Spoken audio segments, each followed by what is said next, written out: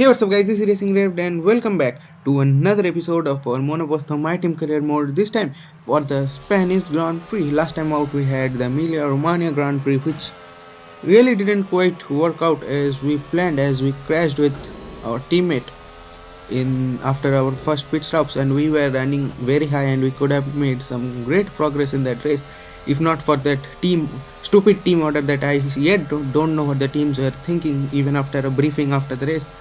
So yeah, that was a pretty bad decision, but we are gonna keep things behind. If you haven't checked that video out, go check that out. There was a lot of other things other than that, and I bet you will love that.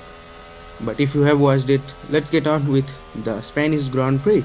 As we are on our one and only qualifying lap, as we do every time from the cockpit cam, and we are halfway into the lap and the car is looking good around here, but it's not great. Mrs. has put it on again on P8, so the car has potential, but I don't feel confident in the car this time out, especially after what happened last time with the crash. And this time also the rear end is really twitchy and it's getting out of hand, and it's quite hard to steer it to the limits. At least for me, Mrs. has put it on P8, so for her the car is working out, but not for me. As you can definitely see, I am struggling to get the car turned in. The front of the car is giving what I want, but the rear is really not giving what I want. It's just stepping out every corner. As we now approach the final corner of the track, as you can see, I have to steer so much to get the car turned in, the rear to grip. And as we cross the finish line, where is it gonna be? And it's gonna be P8. Wow, that was a great lap.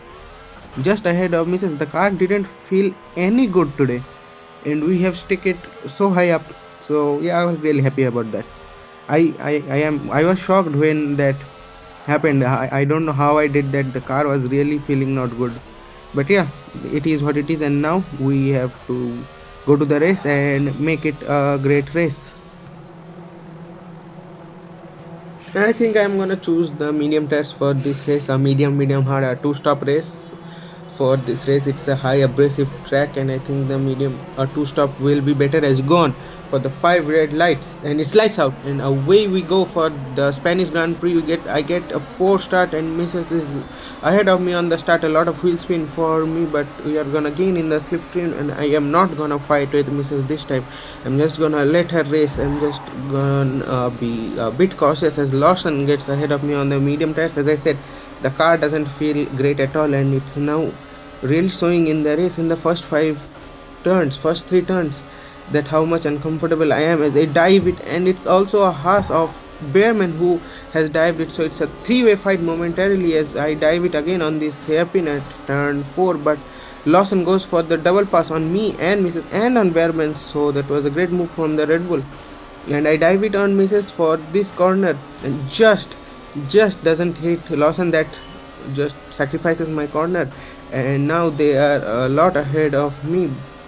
And this is what I am doing. The car doesn't feel great at all. It's the rear end doesn't have any grip. I am just gaining on turning because the front of the car has grip. The rear doesn't give me any grip on the exits of corners, as it's a great fight between Lawson and Mrs. ahead of me. As on to lap 2 that I catch up to Lawson using DRS and dive it on the entry of the final few corners, and I get the move done on Lawson, but he is right there because of his exit. He has a great exit because of those rear traction that I don't have, and I'm on the behind of Mrs. and I will have DRS through this straight, but I let him pass.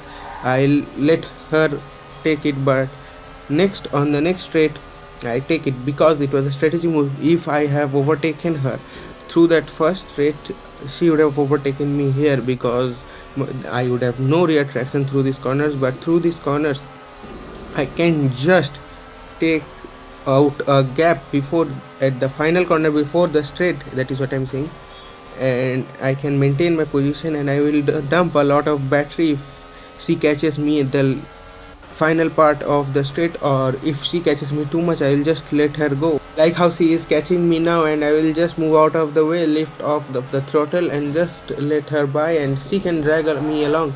I can use her slipstream and the DRS on those straight in the next straight to just get close to her and get ahead of Lawson and create a gap or breathing room from there. As you can see, I'm catching up in the entry of the corners, but then on the traction, there you go, you see she just gets ahead on the traction, and again you can see I am good on the entry, and just in the traction there is no rear traction in the car. And it's really getting annoying as I am catching into the entry of the corner and just can't get the traction out of the corner and just can't get the overtake done. But through this corner again on the entry I gain so much time, but this time I have DRS and I'm gonna use a little bit of battery just to make sure I keep it with her and dive it on the inside. As you can see, the entry was really good, but on the exit she catches me up again. But this time I close the door, just don't let her get close. But again on the exit she just has so much, that car on her hand has so much grip that I don't have on the traction zone, especially on the exit of the corners where the grip is really needed. As again she passes me using that corner exit, and again I overtake her using the DRS. And if we keep doing it, other people like Lawson who has just caught up to her, and it's gonna just waste our time here and our tires.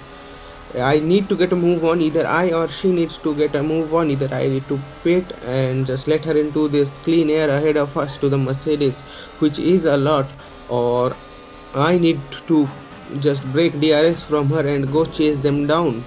And I did the exact same thing, and I just caught up to the Mercedes of George Russell and Antonelli, and we make a quick move on Russell because Antonelli sacrifices Russell's exit speed, and we make a move on the first Mercedes. Now eyes on to the second Mercedes on through this DRS zone.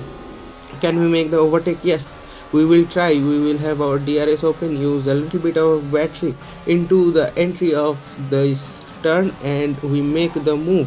But the real problem is the Mercedes has much better exit speed and grip than we do, and it's gonna be a problem as we move on to the next lap, that is on lap 8. You can see that we are in P2 and P3 because many people has pit. Lap 7 a lot of people has pit. She has overtaken both Mercedes. The Mercedes Antonelli has made a pit stop, but Russell just minces us through there. I can't do anything. That grip is gone, and the tires vary so much that any grip that I had earlier is just gone. It's just vanished as the guys with the new tires are just overtaking us. As you can see, the Ferrari of Hamilton just overtook us, and now it's Verstappen behind us, and I am not gonna fight it in any way.